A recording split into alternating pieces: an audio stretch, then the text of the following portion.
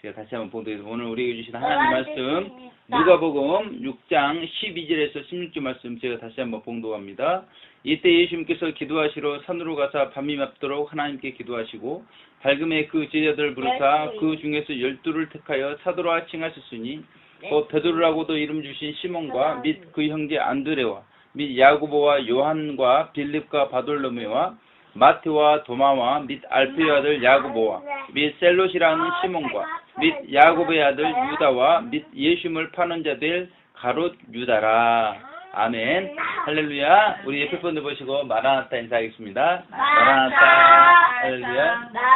마라나타. 자, 오늘 이제 본문의 말씀은 자, 예수님께서 밤이 맑도록 기도를 하십니다. 그렇게 기도하신 다음에 그 예수님의 제자들 중에서 12제자를 선택하시죠. 그리고 그 선택된 12제자를 사도로 이름을 부르시는 내용이 오늘 본문의 내용인데, 오늘 본문을 통해서 12사도라는 제목으로 하나님 말씀 살펴보겠습니다. 우리 12절 다 같이 합독해 보도록 하겠습니다. 12절 시작. 이때 예수님께서 기도하시러 산으로 가사 밤이 맑도록 하나님께 기도하시고 그랬죠. 이때 예수님께서 기도하시고 라고 했습니다. 그래서 이때가 어느 때인가? 그래서 이 내용에 대해서 누가복음 5장 6장에 이제 교법사들이 등장합니다. 그 율법 해석학자들이죠. 그리고 서기관들, 율법을 필사했던, 그리고 바리새인들이 등장하는데 이들이 화가 잔뜩 나 있는 때, 분기가 가득한 때가 지금 이때라 이렇게 말씀하고 있는데, 오늘 본문에는 이때가 어느 때라고 표현되어 있습니까? 밤이라고 표현이 되어 있죠. 밤. 누가복음 6장 11절을 보면요, 저희는 분기가 가득하여 예수님을 어떻게 처치할 것을 서로 의논하니라 그랬습니다. 그런데 이 교법사들과 서기관과 바리새인들이 화가 잔뜩 난 이유가 있었다는 것이죠. 그 이유가 5장과 6장에 기록이 되어 있는데 크게 4가지로 살펴볼 수가 있습니다. 왜 이들이 화가 잔뜩 나 있는가? 첫 번째로 예수님께서 땅에서 죄를 사하시는 분이라고 자신을 이렇게 이야기를 하시면서 실제 죄를 사해 주시는 그런 일이 있게 됩니다. 그러면서 이 교법사들과 서기관들과 바리새인들의 어리석음이 드러났기 때문에 이들이 화가 잔뜩 난 것이죠. 두 번째는 제자들이 세리와 그리고 죄인들과 같이 먹고 마시고 있었을 때 그들이 그 제자들 비방을 했는데, 예수님께서 그들에 대해서 낡은 옷이다, 낡은 가죽 부대다 이렇게 비유를 했기 때문에 그들이 화가 잔뜩 난 것입니다. 세 번째는 그 안식일에 제자들이 벼 이삭을 비비면서 시장길을 달랬는데 그 제자들을 정죄한 자신들, 그 자신들이 예수님을 통해서 어리석은 사람들이었다는 것이 드러났기 때문에 이들이 화가 잔뜩 났다는 것이죠. 네 번째는 안식일에 병을 고치신 예수님을 그들이 송사했는데 그러면서 자신들의 어리석음이 드러났기 때문에 이들이 화가 잔뜩 났어요. 그러면서 예수님을 없애버릴 방법을 의논했다고 현대인의 성경에서는 기록하고 있습니다. 자신들의 어리석음이 드러난 교법사들, 서기관들, 바리새인들, 성경은 이들이 그 모세를 대적했던 얀네와 얀불에 같다고 디모데후서 3장 8절에는 말씀하고 있습니다. 그 얀네와 얀브레 이들이 누구냐면 바로 앞에서 아론이 기적을 행했을 때 그 기적을 흉내내었던 애굽의 술사들이 얀네와 얀브레였습니다. 그런데 이 아론의 기적이 있기 전까지는 바로가 속았다는 것이에요. 그리고 애굽의 백성들이 속았다는 것입니다. 그런데 이들의 거짓이 언제 드러났어요? 아론의 기적을 통해서, 모세를 통해서 그들의 거짓이 드러났다는 것입니다. 마찬가지죠. 교법사들과 서기관들과 바리새인들의 어리석음, 그들의 거짓이 언제 드러났습니까? 예수님을 통해서 드러났단 말이에요. 그래서 교법사들과 서기관과 바리새인들의 영적 의미가 어떻게 되겠습니까? 우리 속에 어리석음, 진리를 대적하는 것들이 교법사들과 서기관과 바리새인들의 담, 화가 잔뜩 난 분기가 가득한 그것이 우리 속에 있다는 것인데, 이것이 언제 드러나는가? 진리의 성령님을 통해서 우리 가운데 드러나게 되어 있다는 것입니다. 그런데 특별히 그 출애굽기에 보면 이스라엘이 느비딤에서 아말렉 군대와 싸우는 때가 있습니다. 이때 이런 우리 속의 어리석음, 진리를 데려가는 것이 드러나게 되어 있다는 것이에요. 그러니까 아무 때나 드러나는 것이 아니라 죄를 범할 수밖에 없는 환경, 그것도 영적으로 어느 정도 성장했을 때 이 교법사들과 서기관들과 바리새인들의 어리석음, 진리를 대적하는 그런 우리 속에 있는 죄성이 드러나게 되어 있더라는 것입니다. 저도 보게 되면 매주 주말 SOS 모임을 알리기 위해서 핸드폰에 등록된 사람들에게 문자를 보내는데 이번에는 네 분의 목사님과 조카로부터 전송 불가 리턴 메시지가 날아왔습니다. 진짜? 그럼 뭔 말이야?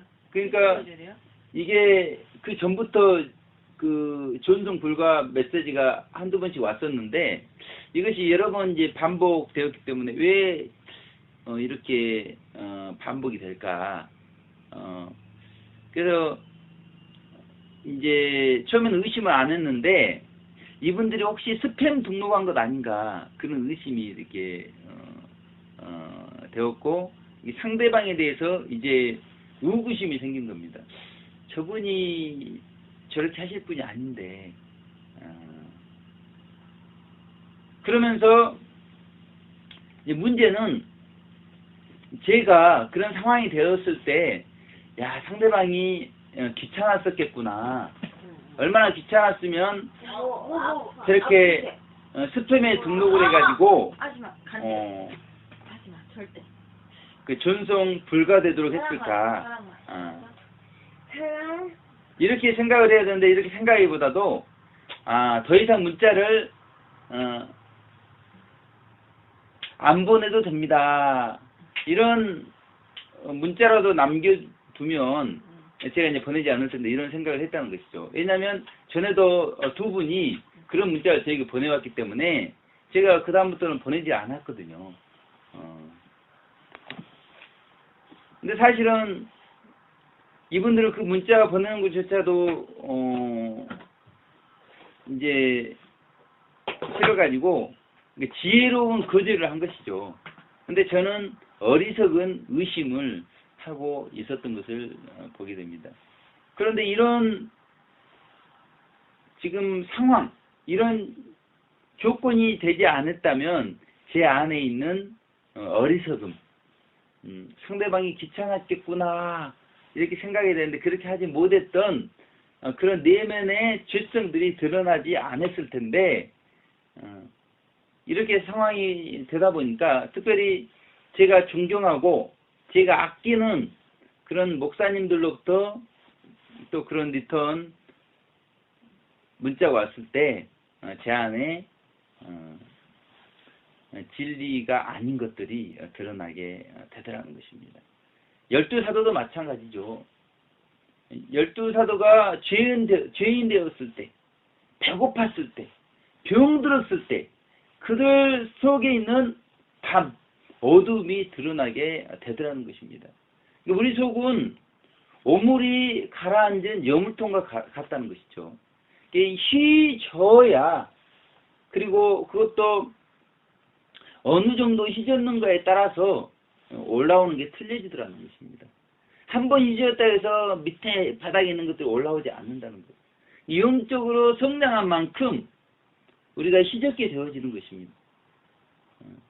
성장하지 않으면 그 밑에 있는 것들이 올라오지 않아요. 오늘 마찬가지라는 거예요. 제자들도 교법사들과 서기관과 바리새인들이 그렇게 비방하고 정죄하고 그랬기 때문에 그들의 어두움이 드러나면서 어둠이 결국 드러나야 되거든요. 그래야 치유가 일어나고 해결이 되어지는 것입니다. 그러니까 우리 모두도 많은 제자들 중에 12분이 사도가 되기 전에 이때 그런 때 신앙 여정 과정이 반드시 와야 된다는 것입니다. 사람마다 틀리겠죠. 믿음의 분량이 틀리기 때문에. 그런데 그런 신앙 여정이 와야 그 속의 내면이 드러나고 이제 새로운 단계로 가게 되어지는 것입니다. 그래서 우리의 어두움이 드러나는 그런 이때가 속히 오시기를 주님의 이름으로 축원을 드리겠습니다. 문제는 이때 예수님은 어떻게 하셨는가? 예수님은 밤이 맞도록 제자들 위해서 기도하셨는데 왜 예수님께서 기도를 했겠습니까? 이 밤이 간단한 밤이 아니라는 것입니다. 이 밤이 쉬운 밤이 아니에요. 이 밤은 절망의 밤이기 때문에 예수님께서 제자들 위해서 기도를 하셨다는 것입니다. 예수님도 마찬가지입니다. 예수님도 제자들과 함께 교법사들, 서기관들, 바리새인들의 송사를 받고 비방을 받잖아요. 예수님도 절망 가운데 들어가 계신다는 것입니다. 그러므로 자신을 위해서 기도하고 제자들 위해서 기도했다는 것이죠. 그런데 밤이 기쁘면 뭐가 가까워요? 새벽이 가깝다는 것이에요. 새벽이 오면 밤은 어떻게 됩니까? 밤은 온데간데 없어지게 된다는 것입니다. 절망도 마찬가지. 절망이 깊으면 뭐가 가깝습니까? 환락이 가깝다는 것이에요. 환락이 오면 절망은 온데간데 없어지게 되어지는 것입니다. 그러므로 기도는 무엇입니까? 밤을 새벽으로 이끄는 동력이 기도라는 것이죠. 절망을 환락으로 이끄는 동력이 기도라는 것입니다. 그래서 우리는 구원의 밤, 성화의 밤에 예수님처럼 자신을 위해서 기도하고 또 이웃을 위해서 기도하는 우리 모두가 되시기를 주님의 이름으로 축원을 드리겠습니다. 기도할 때 그러면 어떤 일이 일어나겠습니까? 하나님이시여 사람이신 그리스도의 시에 보게 되면 제자들이 기도할 때 하나님께서 두 가지 큰 덕행인 겸손과 침묵을 가르쳐 주었다고 기록이 되어 있습니다. 기도하기 전 제자들의 모습은 어떠했습니까? 경쟁했다는 것이죠. 그러면서 경쟁자들을 놀라게 했다는 것이에요. 그들을 능가하기를 원하는 그런 어린아이 같은 마음이 그들 안에 있었다는 것입니다. 그래서 그들이 잘한 일, 그 새로운 걸 알게 된 것들을 동료들에게 자랑을 했던 그런 교만한 것들이 그들 안에 있었다는 것입니다. 그런데 기도한 제자들은 그 교만이 동료의 자존심을 해칠 수 있으리라는 것을 알고 그때부터는 침묵을 했다는 것이죠. 우리가 제자처럼 영적인 청년이 되었다면 어떻게 되겠습니까? 겸손할 것입니다. 그리고 침묵할 것이에요. 그런데 우리가 겸손하지 못하고 침묵하지 못하다면 우리는 영적으로 성장하기 위해서 기도해야 될 것입니다. 제 아들은 기도를 통해서 어떻게 되었습니까? 우리 13절 다 같이 합독해보도록 하겠습니다. 13절 시작. 밝음에 그 제자들을 부르사 그 중에서 12를 택하여 사도라 칭하셨으니 그랬습니다. 밝음에라고 했죠. 밝음에.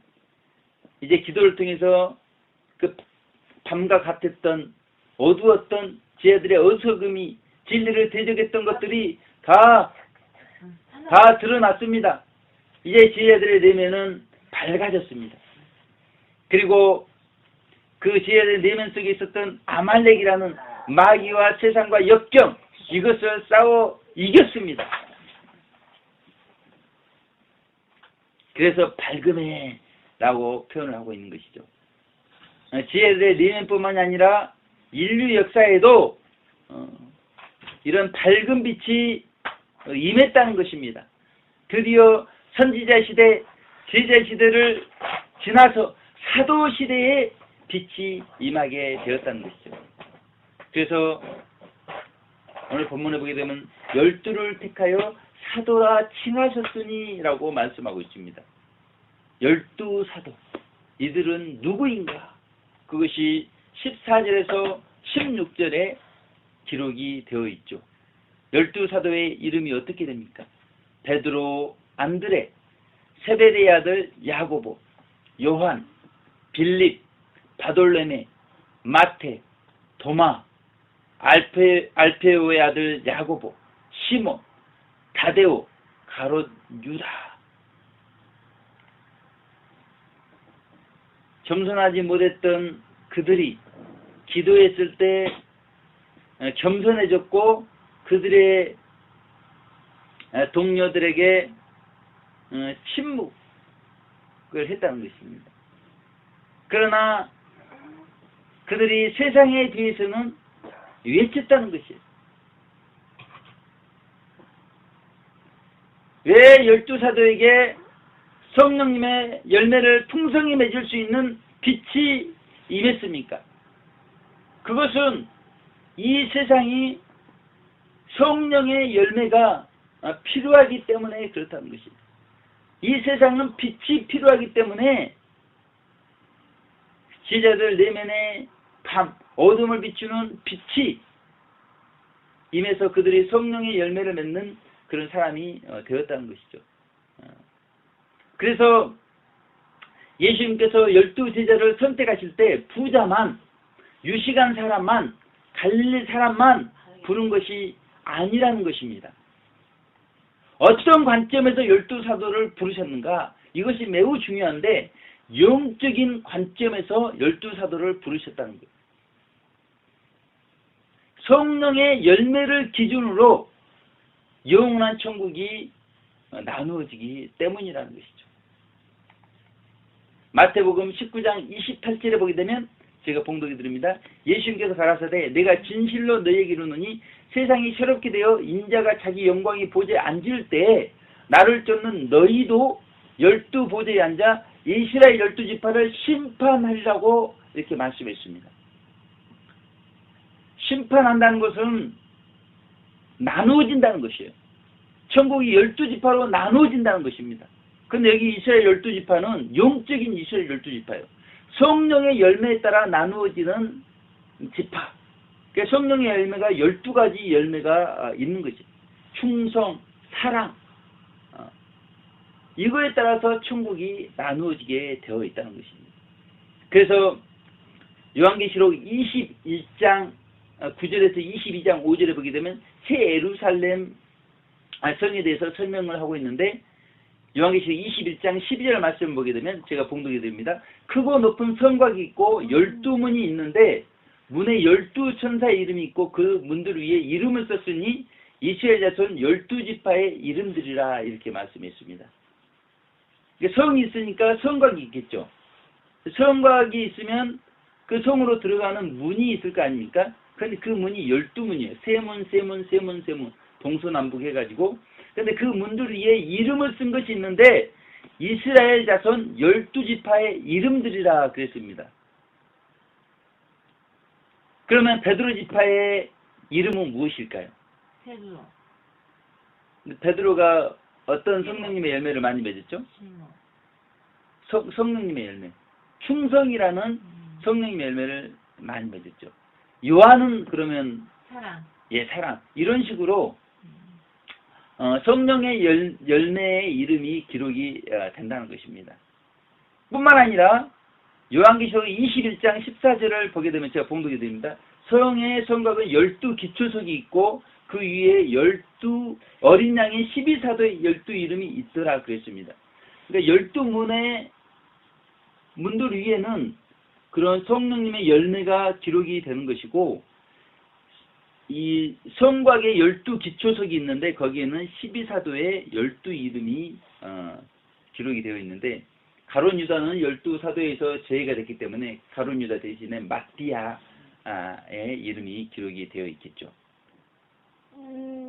방송식이 안 보여. 그러므로 이 시대에도 제자들이 영적으로 성숙하여 12사도가 되었던 것처럼 이 시대를 비출 영적인 12사도가 필요하다는 것입니다. 노방만 보더라도 그러죠. 노방에는 어떤 열매를 가진 사람들이 많이 필요한가요? 노방에서? 열매를 가진 사람. 사랑. 노방에서 외치려면 뭐가 있어야죠? 용기. 용기의 성령의 열매를 가진 사람, 그런 사도들이 필요한데, 용기 있는 사도를 찾아보기가 어렵죠. 이 문제를 해결하기 위해서 우리는 어떻게 해야 되는가?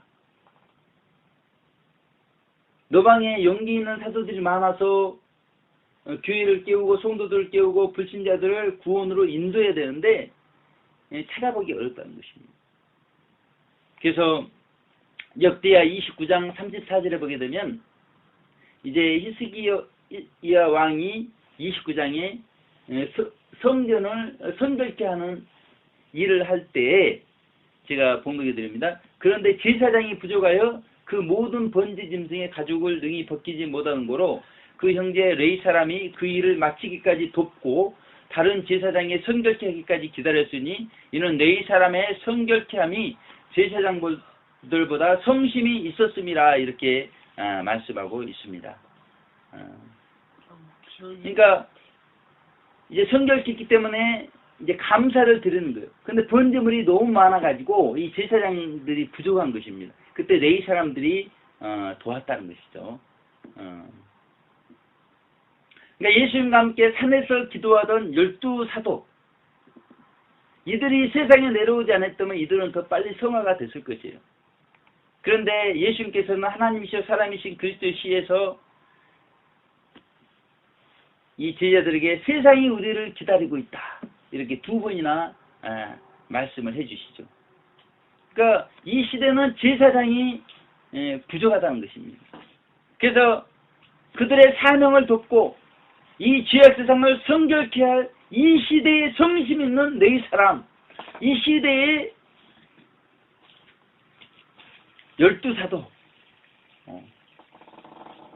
이게 우리 가운데 필요하다는 것이죠. 되어가려는 12사도와 같은 제사장이 없는 시대입니다. 누가 그 시대의 어둠을 비출 것인가? 이 시대에도 네 사람 같은 분들이 필요하죠. 근데 되어가려는 더욱더 그렇다는 것입니다. 그래서 우리 노방의 셔우터들이, 영광스러운 교회가 이 시대에 12사도가 되고 되어가려는 때 12사도가 되어서, 그러기 위해서는 어떻게 해야 돼요? 제자들이 산에서 어떻게 했죠? 기도했다는 것입니다. 자신들의 어둠을 밝히기 위해서 기도했다는 것이에요. 그래서 그들의 어둠이 밝힘에 그렇게 말씀하고 있죠. 그랬을 때 그 제자들이 12사도가 되었다는 것입니다. 사실을 밝히고 그 다음에 세상을 밝히는 그런 이 시대의 12사도 우리 모두 되시기를 주님의 이름으로 축원을 드리겠습니다. 기도하겠습니다. 하나님 아버지 감사합니다. 오늘 12사도의 말씀을 우리 가운데 허락해 주심을 감사합니다. 하나님 아버지 이 시대의 어둠을 밝힐 성령님의 열매를 풍성히 맺을 수 있는 정말 제사장이 드문 시대 제사장을 도왔던 히스기야 시대의 레위 사람들이 이 시대에 필요한데 노방의 샤우터들이 영광스러운 교회가 이 시대를 밝히는 이 시대의 12사도 되게 하여 주시옵소서. 감사드리고 예수님 귀하신 이름으로 기도 올려드립니다. 아멘.